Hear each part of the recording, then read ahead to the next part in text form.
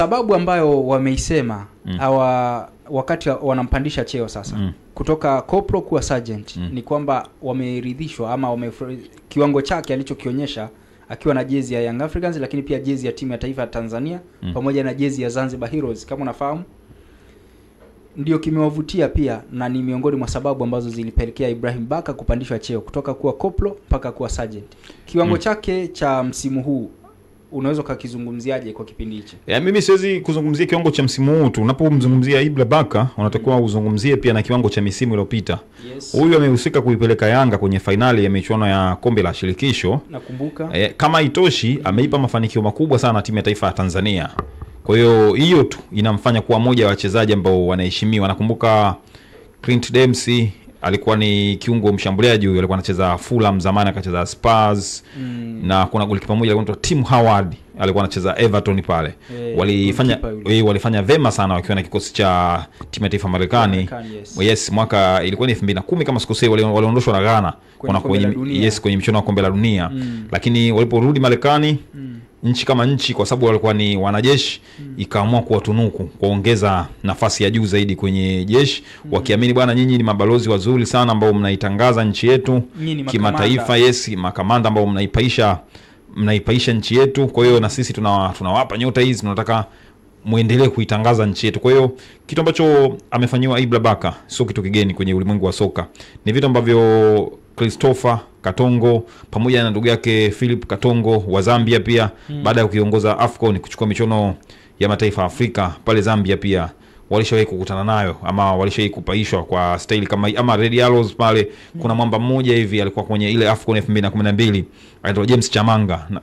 Sijafuatilia kwa siku za karibuni kama mstaafu, lakini mpaka juzi tu hapa alikuwa anaichezea timu ile ya Red Arrows, naye pia aliweza kutangazwa ama aliweza kushinda ile, yani baada ya kuiongoza Zambia kufanya vema kwenye michuano ile ya mataifa Afrika, aliingia katika historia ya kuwa mchezaji ambaye naye alipandishwa cheo jeshini. Kwa hiyo kwa wenzetu ni maisha ya kawaida.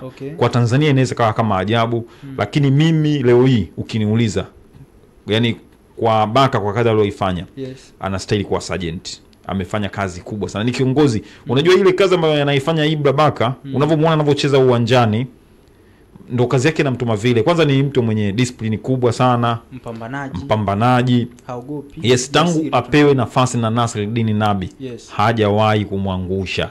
Yani mpaka Nabi ameondoka, amekuwa mchezaji wa kutumainiwa ndani ya kikosi cha Yanga, amekuwa mchezaji wa kutumainiwa ndani ya timu ya taifa ya Tanzania. Kwa hiyo tumii Baka anastahili kupata hii heshima ambayo ameipata. Baka ni mmoja wa wachezaji bora sana kwenye ardhi yetu ya Tanzania wakati huu. Sawa bwana, hapo jana kuna nyota wa zamani wa Simba Abdul Halim Humud alisema kwamba baada ile timu ya taifa kuitwa sasa na yule beki wa Simba Sports Club kwa maana Abdulrazak Hamza akawa amejumuishwa kwenye kikosi, akaulizwa kuhusiana na kiwango cha Hamza pamoja na mabeki ambao anaenda kuwakuta kwenye eneo lake kwa maana Ibrahim Baka pamoja na Dickson Job. Akasema kwamba Hamza ni mchezaji mzuri na ana kiwango kizuri sana, lakini kwa hivi sasa bado huwezi kumweka kwenye daraja la Ibrahim Baka pamoja na mwenzake Dickson Job kwa upande wa timu ya taifa. Kwa upande wako, mabeki hawa watatu wa timu ya taifa na tunaelekea kwenye mechi ngumu dhidi ya Morocco. Kwa upande wako, kama ungepata nafasi labda ya kuweka neno au kuweka maoni yako kuhusiana na mabeki hao watatu, Hamza, Jobu pamoja na Ibrahim Baka. Yani unapomzungumzia kamanda mkuu, Ibrahim Baka ni kamanda mkuu. Yani Ibrahim Baka anaweza kacheza na Jobu kwa mafanikio, anaweza kacheza na Mwamnyeto kwa mafanikio, anaweza akaja kucheza na huyu Abdulrazak Hamza timu ya taifa pale kwa mafanikio. Kiufupi yeye ndo anatafutiwa watu wa kusimama naye. Yeye ndo kamanda mkuu. Yani unapomzungumzia beki kwa wakati huu namba moja ni yeye. Umeona?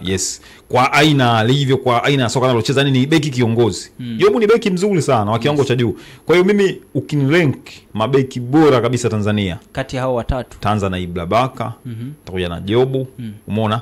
Takuja kumweka Hamza hapa namba 3. Hiyo bila ubishi. Hamza ana nafasi ya kuwa overtake hawa kwa sababu yeye bado kijana na miaka 22 sio 23 hivi sasa. Hawa kidogo wameshacheza kwa muda mrefu. Na faida kama Jobu ambayo faida nayo kubwa Jobu. Jobu ameanza under 17. Umeona amekitwanga kule muda mrefu, akaja under 20 amekitwanga kule. Ina maana experience alionayo Dickson Jobu na exposure yake huwezi kuilinganisha na alionayo bwana mdogo Hamza. Hamza kitu ambacho kimembeba naamini mpaka amefika hapa tunamuona yupo hivi na utulivu aliopata ni kutoka Tanzania na kwenda Afrika Kusini. Super Sport pale. Yes, ile Super Sport ni academy maarufu sana. Umeona unapomzungumzia Lonnie Williams golikipa, yes, ambaye ameweza kuwania tuzo ya golikipa bora duniani, ameingia kwenye top 10 duniani. Ametengenezwa pale. Umeona unapomzungumzia mtu kama huyu kiungo wa Mamelodi Tebo Mokwena, yes, mtu yote Tanzania ukimtaja, mtu anayejua mpira Tanzania lazima anamfahamu huyo. Ametengenezwa pale. Ametoka pale kijana mdogo mwenye umri kama miaka 21 22 akaenda Mamelodi. Mamelodi ikabidi wamtoe Sombo Kekana na kina wakamwacha Andre Jali kwa muda. Baadaye ameiva wakamtoa ili yeye abaki pale acheze kwa muda mrefu. Kwa hiyo unaona alivyoenda Super Sports United walienda kumtengeneza. Ndio maana unamwona leo hii Hamza na utulivu mkubwa anacheza. Yaani soka analocheza Hamza hivi sasa lina mvuto, ama amekuwa ni mlinzi mwenye akili nyingi sana, ametengenezwa. Kwa sasa kile ambacho anayo sasa kitu kikubwa anatakiwa kulinda kiwango chake. Jobu tumemwona. Jobu tangu anatoa Yanga. Mwanzo wakati anafika pale kwa majeruhi. Baadaye kaka sawa hadi leo hii. Panga. Wanakuja makocha wangapi? Jobu anakaa namba 1. Kwa nini? Jobu kwenye kuchezesha timu yuko vizuri. Kwa walinzi wa Tanzania hakuna anayemfikia. Hakuna. Kwa sababu piga pasi. Unajua kwa watu ambao wanamjua Jobu mtaani alikuwa namba 6. Namba 6 pase. Kiungo mkabaji. Na ndio maana kuna wakati nakumbuka kuna kocha mmoja timu taifa alikuwa anampanga kama namba 6. Kama sio Amruchi. Alikuwa ni Adel Amruchi. Yes. Jobu muangalie anapotoka na mpira nyuma, akaanza kudrive kwenda juu. Ni ngumu sana kumuona Jobu amepoteza mpira. Sasa kwa uzoefu alionao, huyu bwana mdogo Abdulrazak Hamza bado ana vitu vya kujifunza kwa Dickson Jobu. Na Jobu na Hamza nakumbuka niliona anafanywa interview moja hivi. Yes.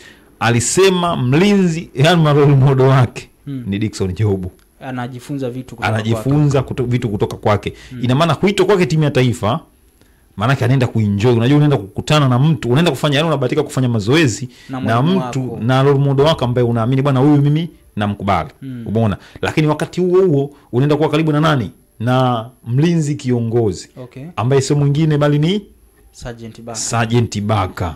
Kwa hiyo kuna heshima kubwa sana mimi naiona bwana mdogo Abdulrazak Hamza anaenda kuitengeneza na anaenda kupata ufanisi mpya ama mbinu mpya ili hata kirudi kwenye klabu yake ya Simba itamsaidia ataenda kuwa mpya zaidi, kwa sababu kitu ambacho nimemwona yule bwana mdogo Hamza ni mlinzi mzuri, ameweza kucheza na Chemalon. Anakubali kutumwa. Anacheza vizuri tu. Chemalon katoka saizi. Yupo na Chamu Karabu. Uone kama kuna pengo lolote. Wanacheza, wana maelewano makubwa kabisa. Unaona kabisa wametulia. Kwa nini? Kwa sababu ni mlinzi ambaye anakubali kutumwa. Na kama nilivyokuambia faida kubwa ambayo alipata Super Sport, kwenye ligi alikuwa anacheza mechi nyingi. Lakini kwenye mechi za kimataifa Super Sport walikuwa wanampa nafasi ya kucheza. Leo hii imembeba, tumemwona amepata mafanikio makubwa ndani ya kikosi cha Simba. Inawezekana kama Hamza singeenda Afrika Kusini, basi hata leo hii mpira ambao unacheza tusingeuona. Kwa ndio maana naweza nikashauri watu kama kina Lame Kilawi nani, unapata chance kwenda timu kama Super Sport United, nenda ukikaa pale msimu mmoja tu, ukirudi Tanzania umebadilika. Kwa sababu ile ni academy maarufu Afrika Kusini. Unapozungumzia sehemu ambayo inatengeneza wachezaji wengi wakubwa, wanatengenezwa pale, wanapikwa pale. Saizi wanakuja na Stellenbosch wale, wanatengeneza wachezaji wazuri, wanakuja wana top up, wanakuwa wachezaji wakubwa. Ni maisha ambayo wenzetu wameyazoea. Kwa ni kitu ambacho kinatakiwa kufanywa kazi sana kwa wachezaji wa Kitanzania.